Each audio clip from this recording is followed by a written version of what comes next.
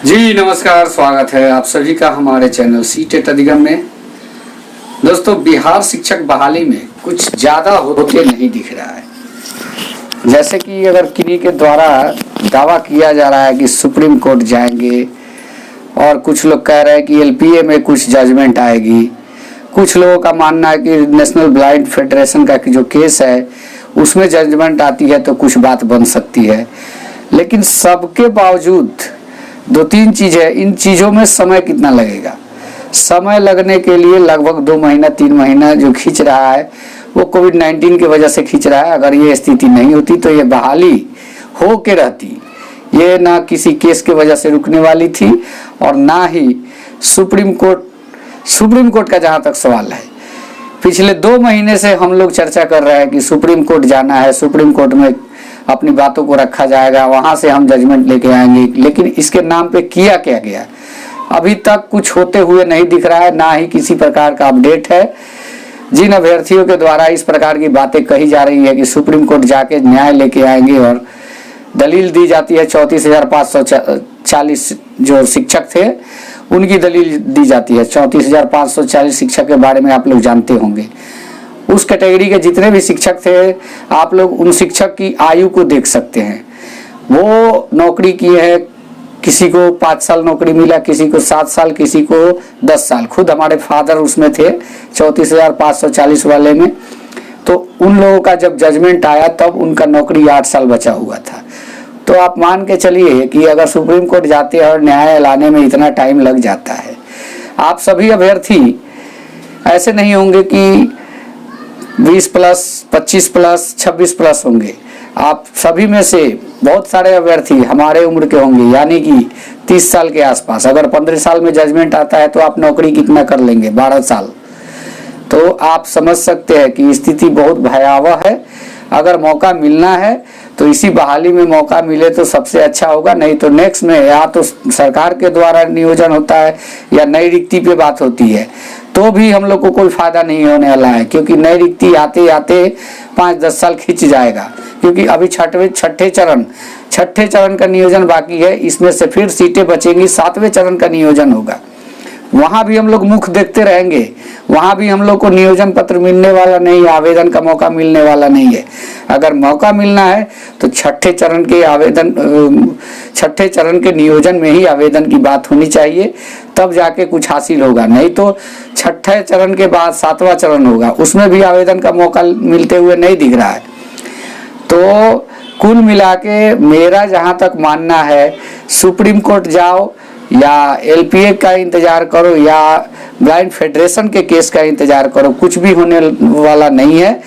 अगर कुछ हो सकता है तो सरकार के किसी अधिकारी के द्वारा, किसी मंत्री के द्वारा या फिर खुद सरकार के द्वारा, अगर उनकी दया दृष्टि हमारे ऊपर आती है तो बात बन सकती है। नहीं तो इसके सिवा किसी के से बात बनते दिख नहीं रही है। क्योंकि आप अगर न्याय का इंतजार करोगे तो 10 से 12 साल न्याय लेते लेते टाइम लग जाएगा। और जो आप समझ रहे हैं कि हमारी नौकरी न्याय लेने के तुरंत बाद हो ही जाएगी, वो भी आपका भूल है। 3-4 साल आपकी नौकरी होते होते विद्यालय पहुंचते पहुंचते लग जाएंगे, यानी कि पूरी प्रक्रिया 15 साल तक चलेगी। कम चला तो 15 साल चलेगी। आप पिछली स्थिति को देख के इस बात को समझ सकते हैं। तो क्यों ना हम सभी मिलकर एक बार इस कोविड-19 के कहर के तुरंत बाद, जैसे ही कम होता है उसी टाइम सरकार के पास जाकर अपनी बातों को रखे, शिक्षा मंत्री के कार्यालय को जाकर अपनी बातों को रखे, और शिक्षा विभाग में जो भी निदेशक हैं, डायरेक्टर हैं, उनसे अपनी बातों को रखे और ये अपील करे कि सर हमको इस नियोजन प्रक्रिया में मौका दिया जाए। और इस बात पे भी प्रकाशन डालने की जरूरत है कि सर पिछले इतने दिनों से कुछ व्यवस्था, कुछ प्रॉब्लम के चलते कहीं ना कहीं ये बहाली पिछड़ रही है। तो इस बात की क्या गारंटी है कि आने वाले दिनों में हम विद्यालय पहुंच ही जाएंगे। क्योंकि छठे चरण के नियोजन प्रक्रिया के बाद भी कुछ सीटें बैलेंस रहने वाली है। हो सकता है कि 7वां नियोजन प्रक्रिया चले, 7वें चरण की नियोजन प्रक्रिया चले, उसको भी चलने में कुछ टाइम लगेगा, इतना जल्दी तो खींचेगा नहीं। तो इसलिए मेरा यही मानना है कि ना सुप्रीम कोर्ट ना किसी केस का इंतजार। अगर कहीं जाना है तो विभाग के किसी मंत्री से या शिक्षा विभाग से इस बात को रखनी चाहिए। हो सकता है कि इसी बीच किसी भी प्रकार का वो अपना वो कहते हैं ना कि कोई एक विकल्प निकाले और हमारी जो आवेदन करने की बात हो रही है वो हमको आवेदन का मौका प्रदान करे। इसी बात को करने में ज़्यादा भलाई है। केस लड़के बहाली रुकवा सकते हैं, इससे ज़्यादा हम कुछ नहीं कर सकते हैं। ऑलरेडी हम लोग को हार का मुंह देखना पड़ा है, चाहे जिन कारणों से देखना पड़ा हो। अब रही बात कि किसी पर इसका ठीकरा फोड़ने से ज़्यादा अच्छा है कि इस पर कुछ काम किया जाए। एक मौका और जो कि डूबते को एक तिनके का सहारा कहा जाता है, इसके लिए बात होनी चाहिए, नहीं तो दूसरे किसी से कुछ बनते हुए नहीं दिख रहा है। हम लोग बहुत सारे लोगों पे भरोसा भी किए कि हमको शायद मौका दिलवाएंगे, लेकिन आज तक कंडीशन ये है कि अब लोग से बात करना बोले तो एक दो लोगों ने तो मेरा नंबर ब्लॉक कर रखा है। एक दो लोग बात करने से कतराते हैं, पता नहीं क्या सोचते हैं। तो कहने का मतलब कुल मिला के ये है कि अब किसी से हम लोगों की बात बनते हुए नहीं दिख रही है। अगर खुद से नई कोशिश करेंगे तो व्हाट्सएप वीडियो, यूट्यूब वीडियो यही सब देखते रह जाएंगे और हॉल लाइव देखना पड़ जाएगा। कोई फायदा नहीं होगा बीएड करने का, डीएलएड करने का, टीचर ट्रेनिंग प्राप्त करने का, ये कोई फायदा होने वाला नहीं है। तो मेरा मानना यही है कि जैसे हो आप लोग समय निकालिए और एक बार कम से कम सरकार के किसी मंत्री यानी कि शिक्षा मंत्री जी से, बिहार सरकार के मुख्यमंत्री जी से या शिक्षा विभाग के जो डायरेक्टर हैं उनसे अपनी बातों को बाय रिटेन रखा जाए कि सर हमको एक मौका प्रदान किया जाए आवेदन के लिए। नौकरी होना नहीं होना ये दूसरी बात है, सिर्फ हम लोग आवेदन की मांग कर रहे हैं। आवेदन करने का मौका प्रदान किया जाए ताकि हम लोग भी इस जॉब में आ सके। कहीं ना कहीं स्वार्थ तो यही छुपा है कि जॉब में आ सके, लेकिन हमको नौकरी नहीं मांगना है, हमको आवेदन का मौका ही मांगना है। इतना तो आप कर ही सकते हैं। जैसे भी हो, जिस प्रकार से हो, इस मांग को रखना चाहिए ताकि हम लोगों के भविष्य में कुछ उज्जवल किरणें दिखाई दे और सभी लोग का एक जो मोटो था कि हम टीचर बनेंगे, टीचर बनने का सपना साकार हो, इस क्षेत्र में काम करना चाहिए। मेरा ये वीडियो बनाने का मकसद यही था कि आप लोगों के द्वारा जो कमेंट आया करता था कि सर कुछ किया जाए, कुछ किया जाए, जैसे कहे, तो कहने का मतलब मेरा एक और चीज़ है कहना कि आप लोग जो कहते हैं कि कुछ किया जाए ऑफिस से, तो इस प्रकार से करने से नहीं होगा। हम सब मिल के करें तो ही होगा। एक आदमी पे भरोसा करने का मतलब कल मैं अपना मोबाइल बंद कर लूँ, आप क्या कर सकते हो। आज मेरे साथ जो स्थिति हो रही है, मैं फ़ोन करता हूँ, फ़ोन कॉल रिसीव करने के लिए टाइम नहीं होता, टाइम नहीं, अभी नहीं कर सकता हूँ रिसीव।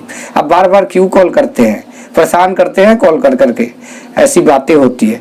तो सर मैं यही कहूँगा कि आप लोग साथ चलिए। साथ चलने से फ़ायदा यही होगा कि कल मैं अगर आपका हाथ, हालांकि मैं छोड़ूंगा नहीं, लेकिन अगर मैं पिछली जो भी लोग से सीखा हूँ उनसे यही सीखा हूँ कि कल मैं अगर आपका साथ छोड़ दूँ तो आप फिर किस पे भरोसा करोगे। इसलिए आप सभी, हम सभी मिलकर साथ चलें ताकि अगर कल कोई नहीं भी रहता है इसमें तो एक आदमी होगा, वो जानता होगा, उसको भी आगे पहचानने वाले होंगे कि हाँ भाई ये आदमी फलाने हैं, और उसको भी मालूम पड़ेगा कि हाँ इस डिपार्टमेंट में अपनी बात को रखनी है। सारा प्रक्रिया मालूम रहेगा सभी को, ये ज़्यादा अच्छा होगा। और सब मिल के काम करेंगे तो ही कुछ लाभ मिलेगा, बेनिफिट मिलेगा। और किसी पे भरोसा करने से अच्छा है कि स्वयं करें। इस बात की दलील मैं इसलिए ज़्यादा देता हूँ क्योंकि मेरे साथ ऐसी हो चुकी है घटना, और अब लगता है कि अब तो मैंने सोच लिया है कि मैं अब दोबारा फ़ोन भी नहीं करूँगा। इस बात की गारंटी है, क्योंकि जिस पे भरोसा करना वो आदमी भरोसे लायक ही नहीं निकले तो फिर बात क्या करनी। अब मान लीजिए कि अपना प्रस्ताव रखने से ही पहले आप टोक दो, आप फ़ोन क्यों करते हो बार बार, मैं ये है डिप्रेशन में। यार डिप्रेशन 2 दिन होता है, 1 वीक होता है, 1 महीना 1.5 महीना नहीं होता है। मैं भी समझ सकता हूँ, बहुत सारे टेंशन लेके हम लोग भी जीते हैं, लेकिन इतना डिप्रेशन नहीं होता कि 1.5 महीने तक डिप्रेशन में ही रहें। तो अब रही बात कि वो भी समय है कि अपने पावर को भी, अपनी क्षमता को भी दिखाना। किसी के भरोसे, आप एक शिक्षक है, हम एक शिक्षक है, हम किसी के भरोसे क्यों रहेंगे? हमारे भरोसे दुनिया चलती है। उदाहरण दिया जाता है कि एक शिक्षक दुनिया का रचयिता है, एक देश का रचयिता है, तो हम किसी के भरोसे क्यों रहे? हम आगे बढ़ेंगे, खुद अपना काम करेंगे और न्याय लेके आएंगे। और ये विचारधारा होनी चाहिए, इस पर अड़े रहेंगे तभी जाके कुछ बनने वाली है। दोस्तों, आशा करता हूँ कि ये वीडियो आप लोग को अच्छा लगा होगा। और जितने भी साथी जो हमारे चैनल पे नए आ रहे हैं, सीटेट दिसंबर और जनवरी के जो भी साथी हैं, प्लीज़ हमारे चैनल को सब्सक्राइब करें। और हमारे चैनल को अब मजबूत करने की ज़रूरत है, क्योंकि हम सब मिलकर काम करने वाले हैं। हमारे दिमाग में एक प्लानिंग चल रहा है। हम लोग ना कहीं केस करने जाएंगे, ना किसी से कुछ कहने जाएंगे, ना गिड़गिड़ाने जाएंगे। हम अपनी बात जिससे कहना होगा डायरेक्ट जाके कहेंगे, बस यही। हाँ तो हाँ, ना तो ना, दो ही चीज़ होता है। और ये इसमें स्पष्ट होती है ये चीज़। ये नहीं कि चंदा ले और केस करे और एक नेता बने, ऐसा कुछ नहीं। हम अभ्यर्थी बन के जाएंगे, सामने वाला हमारा अधिकारी होगा या फिर हमारे देश का, हमारे राज्य का प्रतिनिधित्व करता होगा, उससे हम अपनी मांग को रखेंगे। हमारी मांगे उचित लगेगी तो हमको न्याय देगा। इतना कहने के साथ मैं आप लोग से विदा लेना चाहता हूं। अगर बातें समझ में आई होगी तो प्लीज़ कमेंट करके बताएं। धन्यवाद। जय हिंद, वंदे मातरम।